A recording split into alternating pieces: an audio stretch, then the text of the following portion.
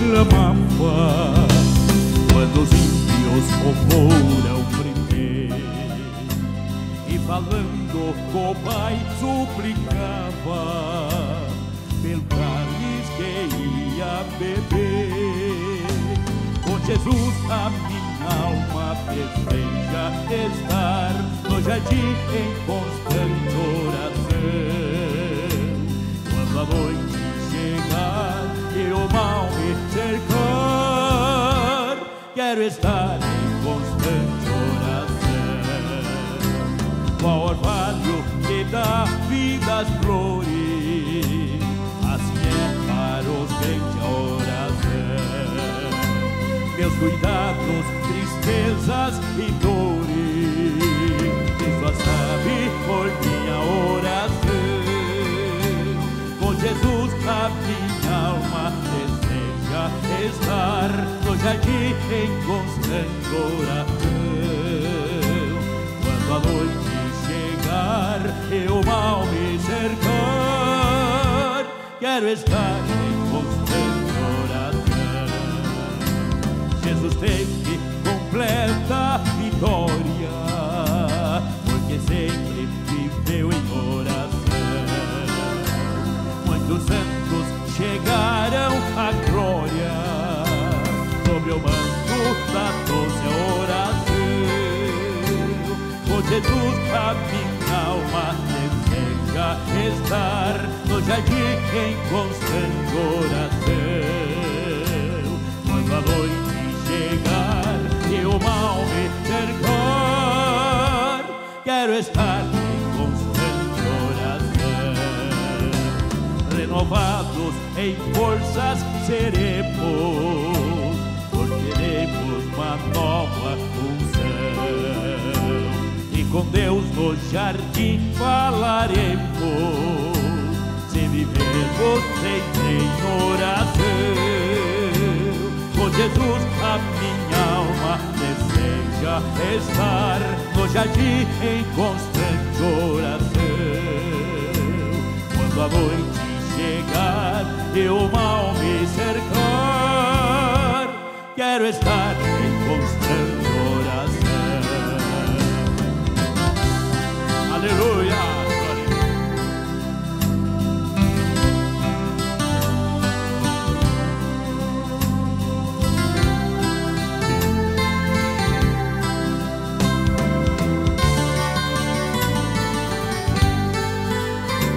Com Jesus a minha alma deseja estar no jardim em constante oração.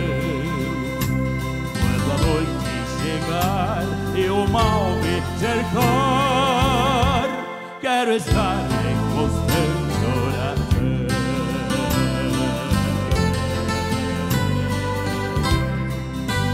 Amém. Aleluia.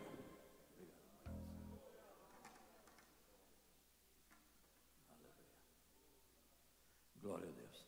Paz do Senhor, meus irmãos. Paz do Senhor, meus irmãos. Feliz nessa noite? Ou está no sacrifício?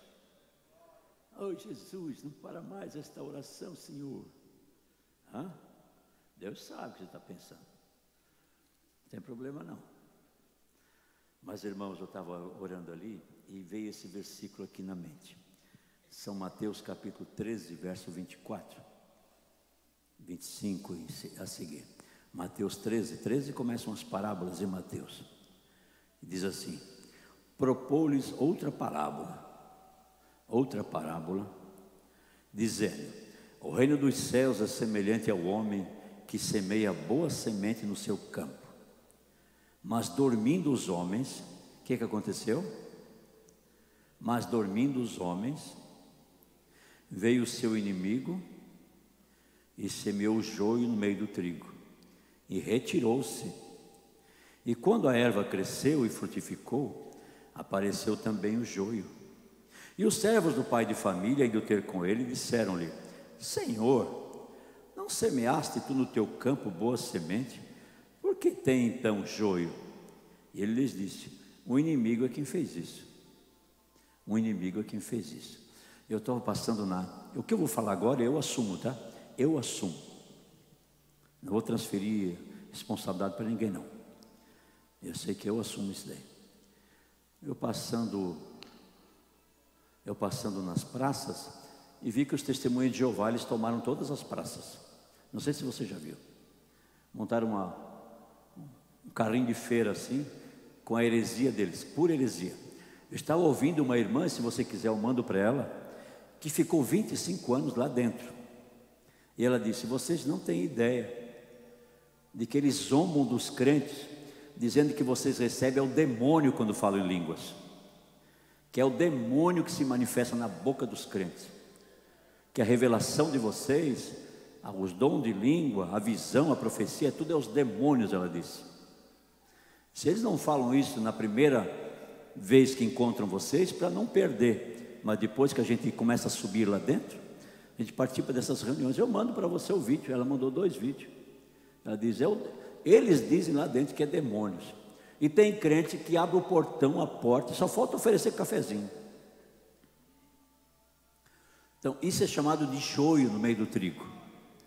Pior do que isso é um homem chamado Padre Márcio, eu assumo isso, sabendo que a igreja de Camboriú é uma igreja forte, é uma igreja que dominava e ainda domina, botar uma estátua na praça e botar outra no Rio Pequeno, sabendo que nós sempre pregamos que isso é idolatria, dizendo que é amigo dos crentes. Meu amigo não é não. Dizendo que é irmão. Meu irmão não é não. Não é meu irmão não. Meu pai não tem filho idólatra. Eu assumo isso aí que eu estou falando. Isso é... Por que eu estou falando isso? Porque a igreja de outrora tinha prazer na oração. A igreja de outrora tinha prazer em ficar 1, 2, 3 horas aqui e orando, e um irmão andando para lá e para cá e profetizando e revelando, tinha prazer. Hoje tem que amarrar o crente na igreja para orar. E se cumpre o que Jesus disse: e dormindo os homens. Enquanto nós dormimos, enquanto a gente vai para casa, liga a televisão e assiste novela e filme e jogo e isso e aquilo, nós estamos dormindo, o inimigo está semeando. Depois a gente fica dizendo: porque Jesus não cura mais, Deus não é mais o mesmo, ai que dificuldade para batizar com o Espírito Santo. E hoje o avivamento é só aqui dentro. Quando chegar na porta, o avivamento se acaba. Já viu como é que é? A gente ora, chegou na porta, acabou o avivamento. Será que é só eu que enxergo assim?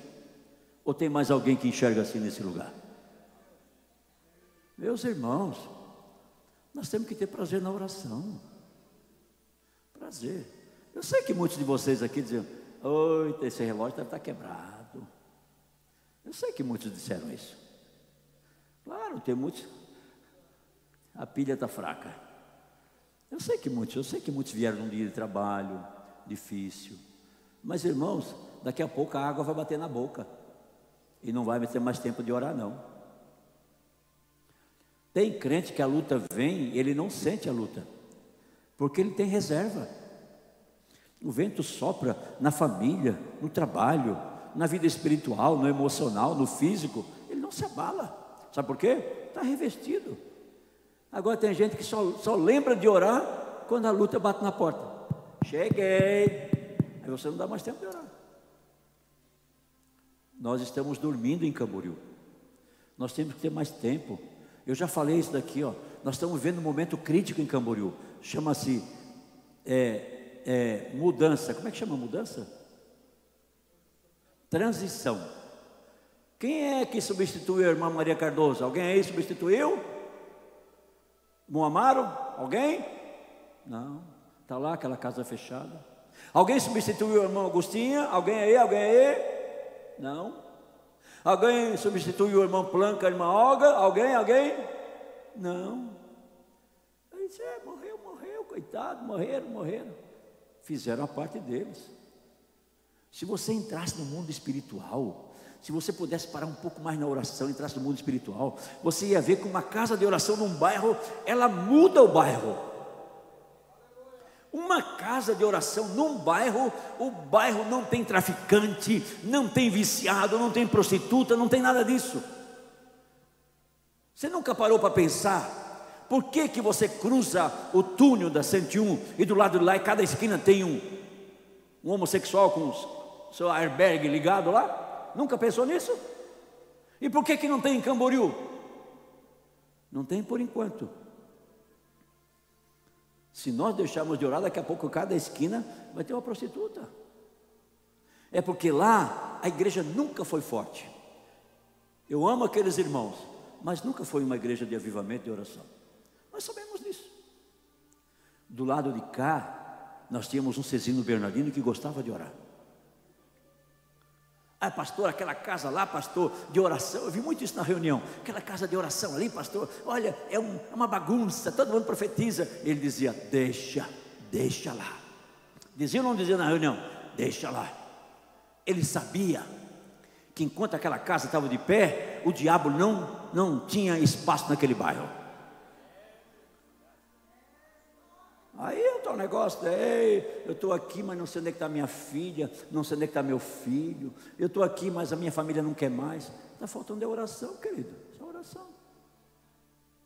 Irmão João Isidro, está faltando oração. Irmão João Isidro está segunda-feira ali no cenáculo. Tem gente que vem de longe. Amanhã as irmãs estão em jejum.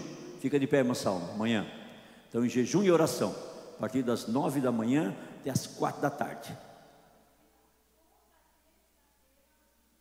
Ali de manhã, cheguei ontem, era 10 para meia-noite ali, 10 para meia-noite, estava assim de jovem no púlpito orando, coisa linda ontem à noite, bastante jovem orando, mas cadê os homens e mulheres de oração? A gente vai envelhecendo, o joelho não dobra mais. Eu escutei uma coisa linda essa semana de uma pessoa que eu nunca pensei que ele fosse evangélico. Sabe o que ele disse? Uma frase que marcou assim: quando for deitar de noite, joga o teu chinelo para debaixo da cama. Joga o teu chinelo bem lá embaixo da cama. E alguém perguntou, para quê? Ele falou assim, para tu levantar de manhã, para achar ele, tu tem que se ajoelhar primeiro. Para tirar o chinelo debaixo da cama, tu vai ter que dobrar o joelho. Porque tem muita gente, irmãos, que levanta, deita, senta, come, bebe e não ora mais. Acabou. Dá para dar glória a Deus nessa noite? O pregador está ali. Vem aqui, evangelista, irmão Eliel Uller. Meus irmãos, vamos receber com carta de transferência de Porto Alegre o nosso irmão André Franco Dornelles e sua esposa Elisângela Machado Dornelles e filhos. Ficam de pé, por favor. Onde estão os servos de Deus? Ali está. Família de gaúcho aí, né? Deve ser fogo puro, como diz o pastor Real, né? Fogo puro. Eles estão se transferindo para Camboriú. Meus irmãos, vamos recebê-lo na comunhão, como diz aqui a carta, como dizem os santos, levantando sua mão e dizendo amém. Isso, Deus abençoe, irmão André, a irmã Elisângela e seus filhos, Deus abençoe vocês, são bem-vindos nessa casa. No decorrer da semana, eu procuro o pastor Marconi na secretaria para as documentações, tá bom? Pode sentar-se, Deus abençoe. Tem mais alguém conosco essa noite, não?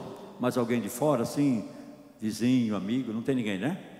Dá para só levantar a tua mão sentadinho e dizer para os irmãos, sois bem-vindos em nome. Amém. Voltem sempre e que essa família cresça. Amém. Evangelista irmão Eliel Uller, depois vamos fazer o trabalho da oferta. O senhor foi convidado pelo pastor Real Bernardino para ministrar nessa noite. Paz do Senhor, meus irmãos. Vamos ler um Salmo número 32. Vamos ler o Salmo número 32 e eu vou falar aqui rapidamente algumas poucas palavras. Salmos de número 32.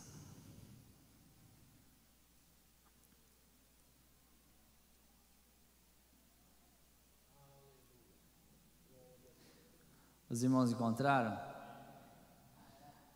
Salmos de número 32. Bem-aventurado aquele cuja transgressão é perdoada, cujo pecado é coberto.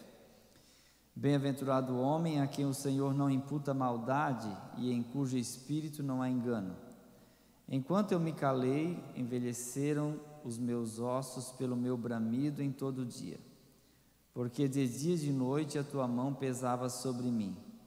O meu humor se tornou em sequidão de estio. Confessei-te o meu pecado e a minha maldade não encobri. Dizia eu: confessarei ao Senhor as minhas transgressões, e tu perdoaste a maldade do meu pecado. Pelo que todo aquele que é santo orará a ti, a tempo de te poder achar. Até no transbordar de muitas águas, estas a ele não chegarão. Tu és o lugar em que me escondo, tu me preservas da angústia, tu me cinges de alegres cantos de livramento. Instruir-te-ei e ensinar-te-ei o caminho que deves seguir. Guiar-te-ei com os meus olhos. Não sejais como o cavalo, nem como a mula, que não tem entendimento, cuja boca precisa de cabresto e freio, para que se não atirem a ti. O ímpio tem muitas dores, mas aquele que confia no Senhor, a misericórdia o cercará. Alegrai-vos no Senhor e regozijai-vos, vós os justos, e cantai alegremente todos vós que sois retos de coração. Esse é um salmo de Davi.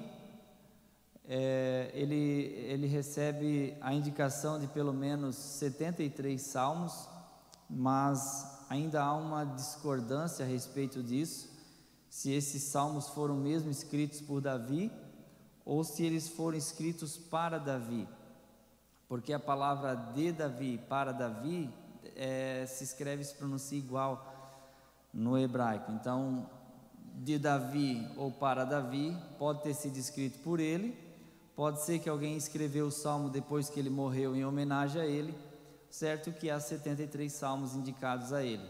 Então esse aqui é o salmo de número 32, ele é denominado de Masquil. Tem pelo menos uma dúzia desse salmo na Bíblia, e Masquil significa instrução, é salmo de instrução. Ali no versículo de número 5, há uma palavrinha no final, entre parênteses, que está escrito ali, depende da versão da sua Bíblia, está escrito Selá. Selá significa uma pausa. Alguns acham que no meio do salmo se fazia uma pausa para instrumentos ou para mudança de instrumentos. Outros entendiam que Selá era uma pausa para uma mudança de notas musicais, e outros entendiam que Selá era uma pausa para meditação e oração no meio do louvor. Cantava-se uma parte, um refrão, e aí dava-se um tempo, e esse tempo chama-se Selá, dentro desse texto que nós lemos aqui.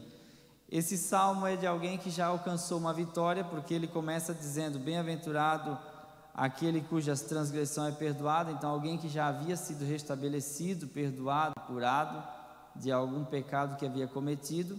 Se de fato esse salmo é de Davi, alguns entendem que ele tenha escrito esse salmo relacionado ao seu pecado com Batseba. Aí nós teríamos o Salmo 32 paralelo ao Salmo 51. Cria em mim, ó Deus, um coração puro e renova em mim um espírito reto. Aí seria um salmo paralelo ao 32. Mas tudo indica que esse salmo tenha sido escrito depois do Salmo 51.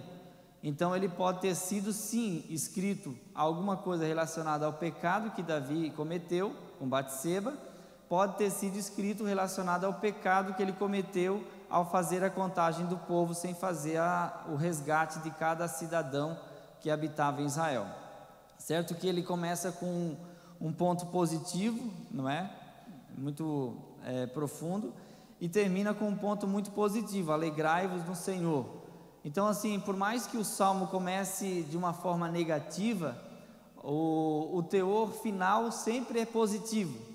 Irmãos, vejam o salmo do até quando, que é o salmo 13, né? Que tem 4 até quando, Senhor, até quando, né? E o final, ele recomenda que a gente coloque em Deus a nossa confiança.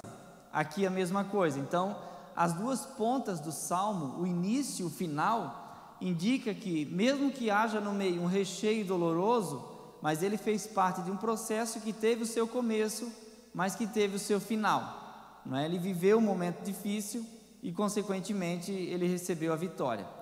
Quando eu era criança, me foi pregado um Deus muito severo, a gente ouvia muito esse negócio assim de punição, né? Porque os pais, ao ensinarem Deus para a gente, os meus avós, meus pais, Ele ensinava assim que Jesus chora, né?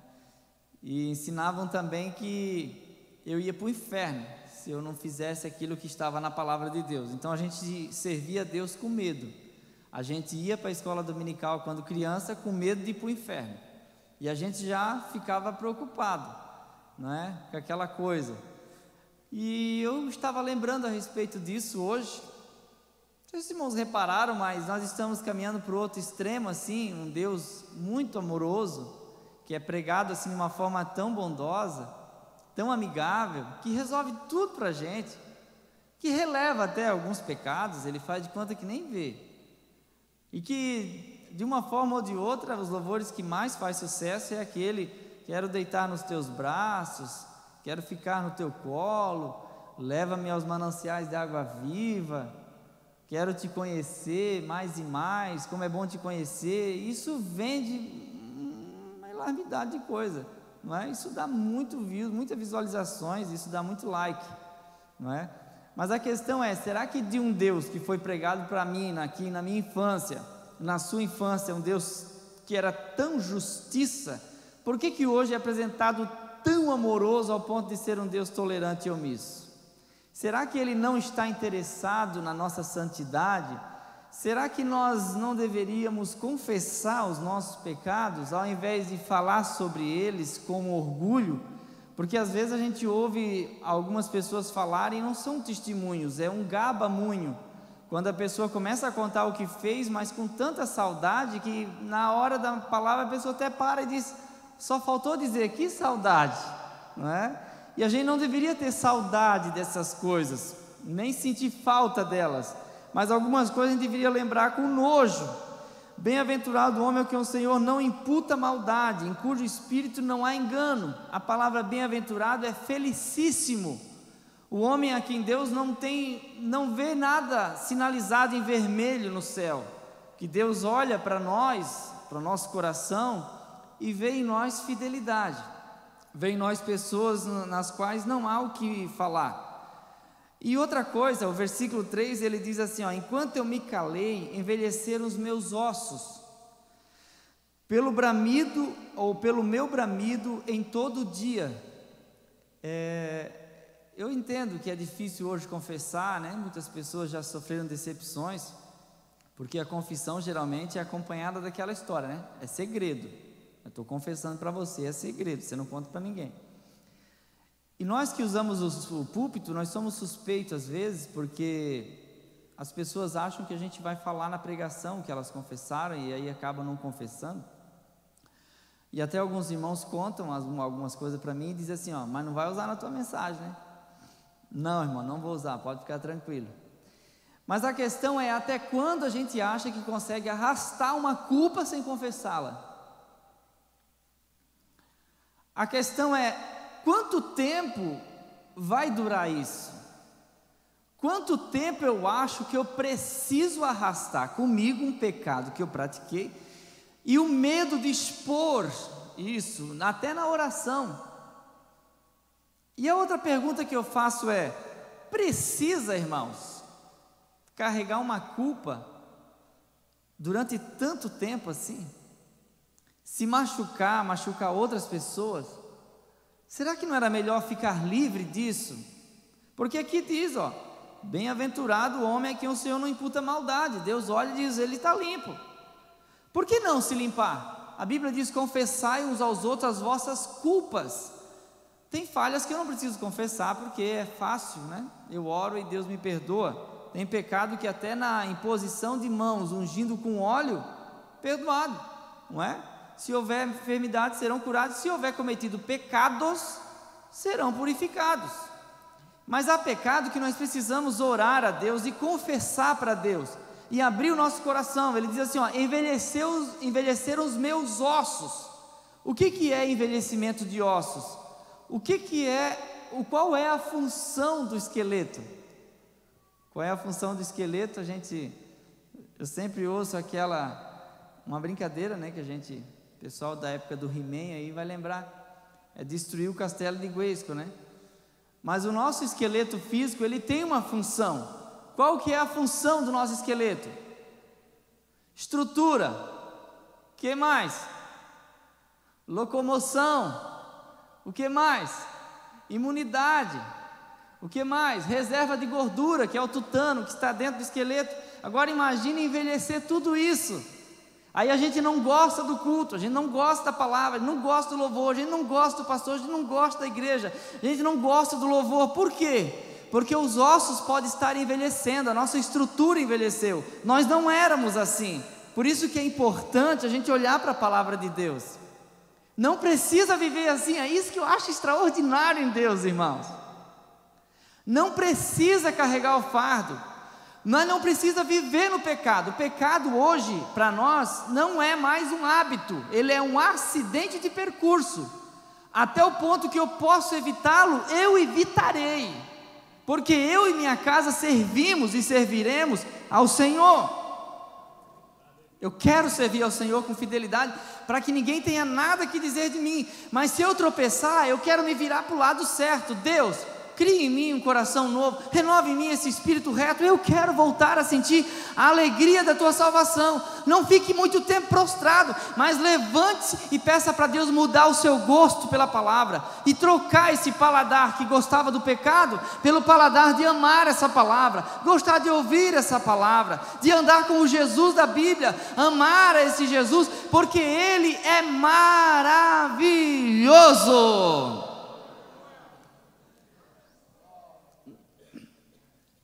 Confessei-te o meu pecado e a minha maldade não encobri, dizia eu, confessarei ao Senhor as minhas transgressões. Aí na sequência, e tu perdoaste todo o meu pecado.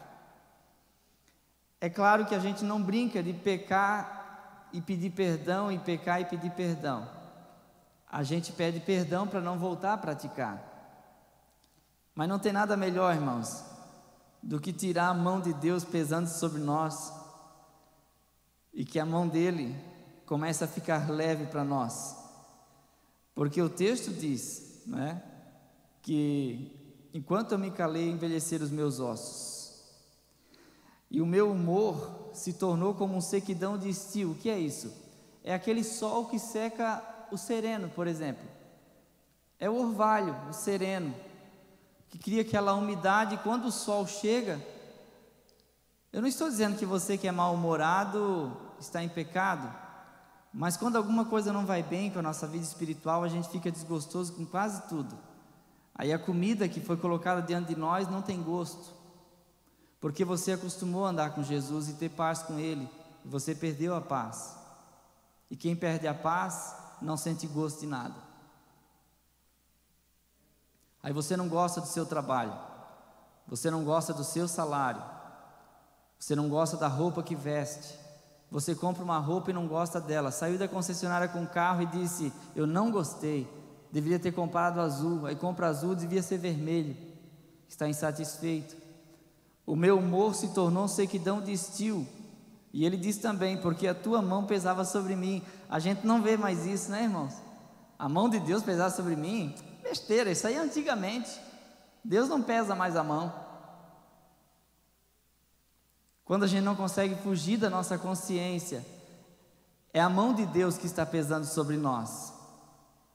Que a mão de Deus fique leve essa noite, que a mão de Deus seja estendida essa noite, para que a gente possa ser resgatado por Ele outra vez, irmãos, e outra vez e de novo. Irmão Eliel, mas eu já sou crente. Todo dia o pecado vem e me chama, mas eu escolho Deus. Eu escolho ser amigo de Deus, e a mão de Deus está aqui hoje, para levantar você, para me levantar, nos levantar. Por que eu gosto de me colocar junto? Porque todos nós somos falhos, não é verdade? Mas a gente se esforça a cada dia para viver a palavra de Deus. Agora eu gosto do versículo 6, todo aquele que é santo orará a ti, há tempo de te poder achar. Tem tempo ainda? Ei, glória! Dá tempo ainda? Dá tempo de arrumar. Irmãos, uma época da minha vida eu achei que eu nunca mais iria ser como eu era antes, porque o desânimo estava matando a minha alma. Mas um dia, no tempo oportuno, a palavra de Deus veio no meu coração, e eu comecei a acreditar que eu podia ser como eu era antes. Sim, você pode voltar a ser o que você era, sim. Você pode ser ainda melhor do que você foi. melhor pregador, com a oração mais bonita do que antes, com mais intimidade com Deus, ouvindo Deus outra vez, e que Deus volte nessa noite de novo ao nosso coração. Eu via Deus de manhã, meio-dia, tarde, noite, e costumeiramente dizia assim, ó, Deus falou comigo, Deus falou comigo, Deus falou comigo, Deus falou comigo, e agora passa meses sem ouvir Deus, e quando ouve uma palavra diz, isso aí não é Deus coisa nenhuma, isso aí não é Deus coisa nenhuma. Está na hora da gente voltar para a palavra de Deus, e acreditar que nós podemos ser tudo o que nós éramos, de novo, e de novo, e de novo, porque o cair é do homem, mas o levantar é daquele que tudo pode, tudo sabe, e que tudo faz, para nos colocar em pé outra vez. Por isso que eu gosto de andar com Jesus, irmão, porque Ele restaura. Uma pena que eu vou ter que parar, mas é interessante a história do Eutico, porque assim, ó, irmãos, o Eutico, ele só voltou a ter orelha, porque, o Malco, obrigado, muito obrigado, o Malco só voltou a ter orelha, porque a orelha caiu perto de Jesus. Eu acho incrível aquilo ali. Aí Jesus ajuntou, colocou no lugar. Por isso que eu digo que é bom a gente estar aqui, sabe? Na presença de Deus. De vez em quando a gente fica sem orelha, mas está perto dele, né? Já parei de escutar a voz de Deus, mas você está aqui pertinho dele, não é? Eu acho maravilhoso isso. Eu fico pensando que Pedro queria rachar ele no meio, né? Porque se tirou a orelha, deve ter dado a espada de cima para baixo, né? Todo amontoado pela multidão, tirou a espada aqui e disse, é agora. Aí Jesus pensou, disse, não, vamos colocar ela no lugar. É a história do 18 de Jeremias, a mesma coisa, né? O vaso estava pronto, mas quebrou. Quebrou aonde? Na mão do oleiro. Aí o que ele fez? Jogou a massa fora? Ele pegou a massa ali, onde quebrou, ele já começou de novo. Eu acho, não é questão se você, né? Você está na mão dele, está sobre a roda, né? A roda gira assim, né? A roda do oleiro, aí ele coloca a mão lá dentro e começa de dentro para fora. Não sei se os irmãos já viram como é que faz um vaso. Não sei se os irmãos já notaram que quando Deus quer tratar com a gente, Ele começa de dentro para fora. Por isso que o salmista diz assim, ó, sonda-me. A palavra sonda-me no hebraico é, me olha pelo lado do avesso. Você está querendo esconder o que de quem mesmo? A Bíblia diz que todas as coisas estão nuas e patentes perante os olhos daquele a qual nós devemos prestar conta. Eu não vou prestar conta do meu irmão, ele vai se virar com Deus. Eu vou fazer a minha parte e servir ao Senhor com alegria, porque eu sei em quem tenho crido.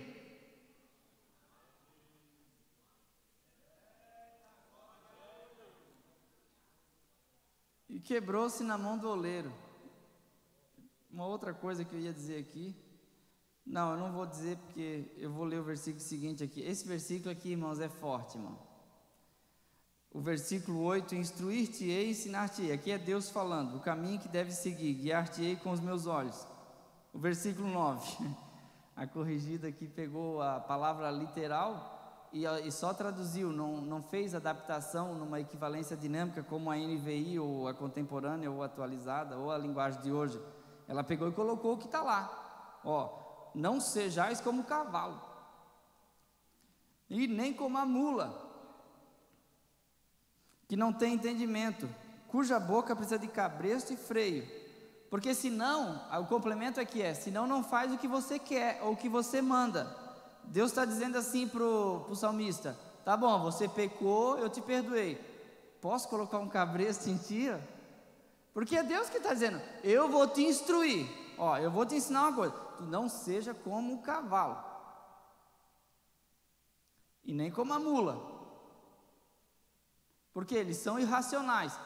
Você não é irracional, você é racional. Mas deixa eu colocar um cabresto aí para que você não penda, não é? E a gente às vezes quer seguir o nosso caminho. Diz que a gente não pode comprar cavalo de padeiro, né? Hoje não tem mais problema, porque as padarias são próximas, né? O padeiro, acho que era o irmão João Lázaro, que era padeiro. Celso, meu Deus do céu, na Areias lá, com aquela charretezinha que abria as portinhas atrás ali. O olho da gente brilhava, né? Para pegar um pão daquilo ali. Quantas vezes eu ganhei pipoca do irmão Laidinho? Ele ia lá e dizia assim, vem aqui, fazia aquela filinha, colocava um pouquinho na mão de cada um. Coisas que a gente lembra, né? Interessante que daí o cavalo do padeiro, que é acostumado a parar em várias casas, ele vai entrando em qualquer lugar, né? Aí diz que não pode comprar cavalo de padeiro porque ele está acostumado a parar onde não deve. E a gente, às vezes, a gente não quer dizer que os irmãos são cavalo, nada disso. Mas eu acho que às vezes a gente é teimoso demais para fazer a vontade de Deus. Eu acho que é isso que Deus está falando aqui nesse versículo. Acho que não é outra coisa não. Como eu gosto de fazer a minha vontade, irmãos. Irmão Eliel, eu gosto de fazer a minha vontade. Às vezes eu oro e digo assim: Senhor, abençoa meus planos. Aqui, Senhor, ó. Aí Deus diz assim: tá bom, então posso fazer do meu jeito? Aí a gente ora com vergonha. Pode, Senhor. Aí Deus vai lá, esculhamba tudo e começa a fazer do jeito dele. Só que é tão maravilhoso que durante todo o processo a gente diz que não está legal, mas no final a gente diz assim: ó, foi melhor. Ei, como eu amo Jesus, irmãos. Ele está trabalhando na tua vida. Tu não está entendendo o processo, mas vai ser melhor.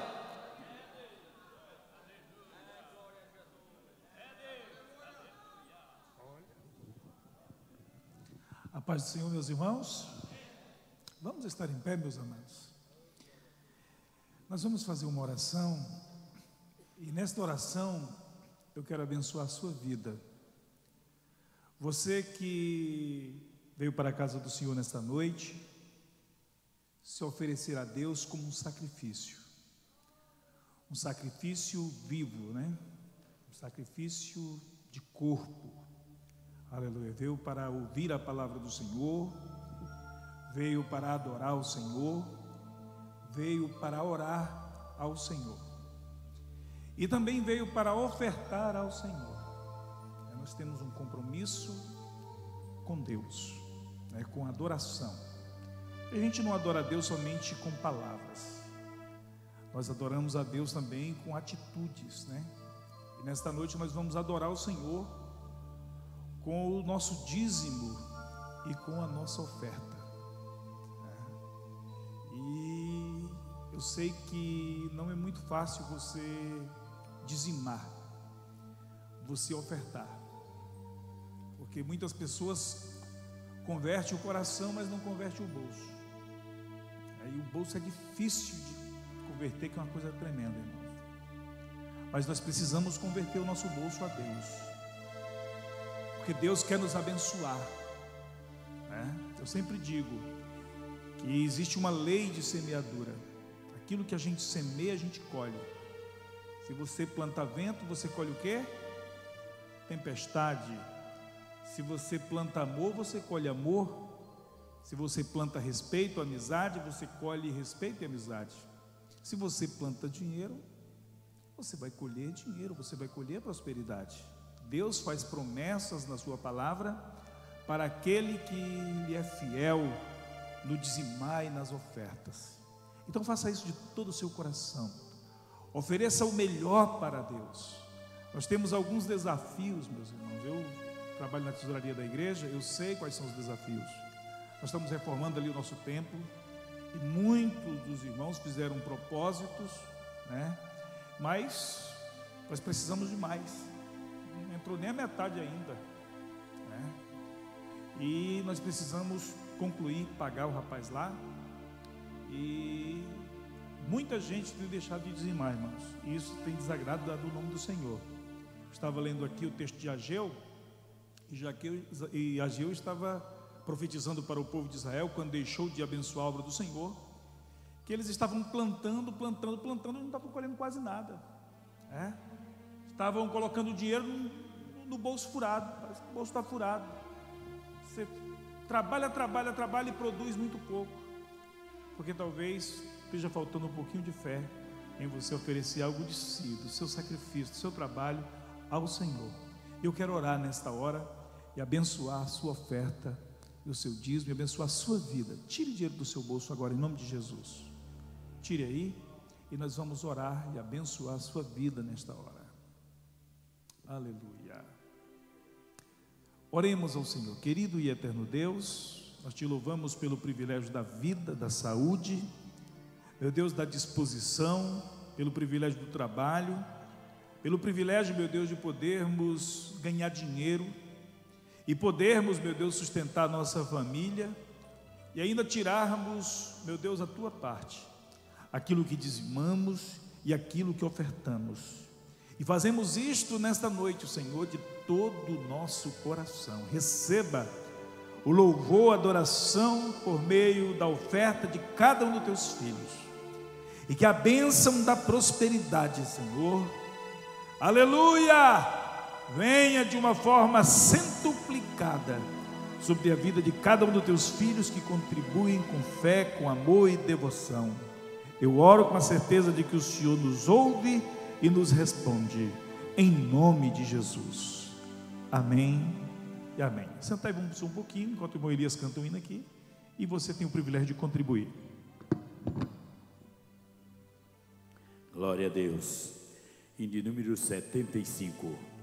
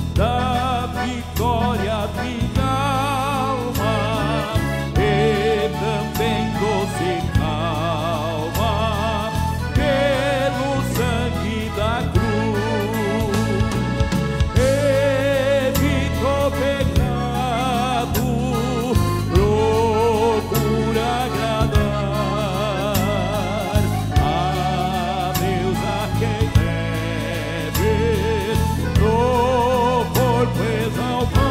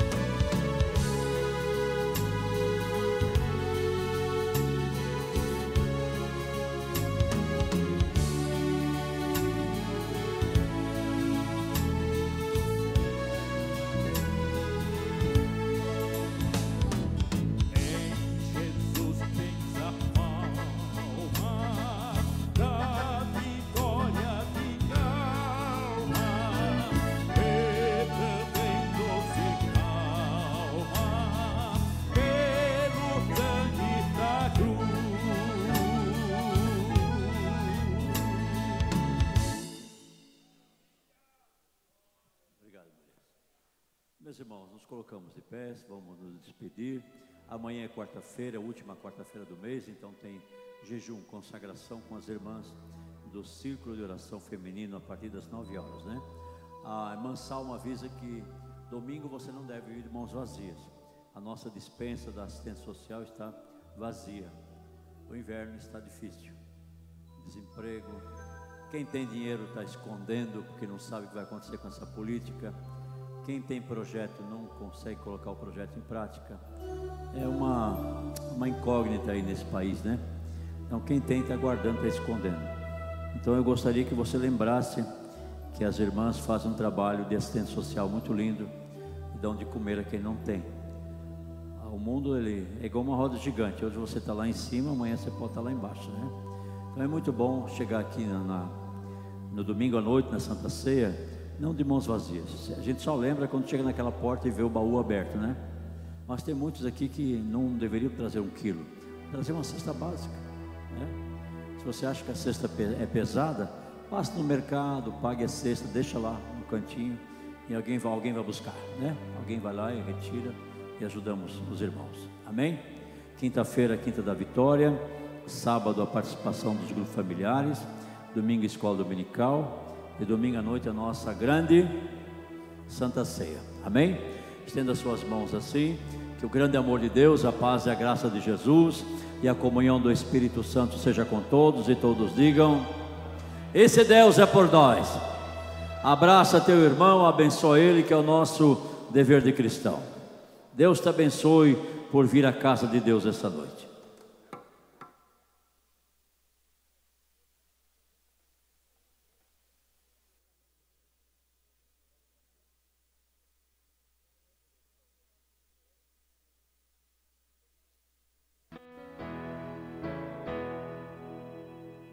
Somos mais que milhões, somos mais que milhões. Estamos em todos os cantos do mundo, fazendo missões. Somos mais que milhões, somos mais que milhões. Gideões missionários da última hora, conquistando as nações. Ninguém vai conseguir calar nossas vozes. Somos um povo escolhido por Deus, somos ungidos, somos mais que milhões. Tantas vezes tentaram impedir este projeto, mas é de Deus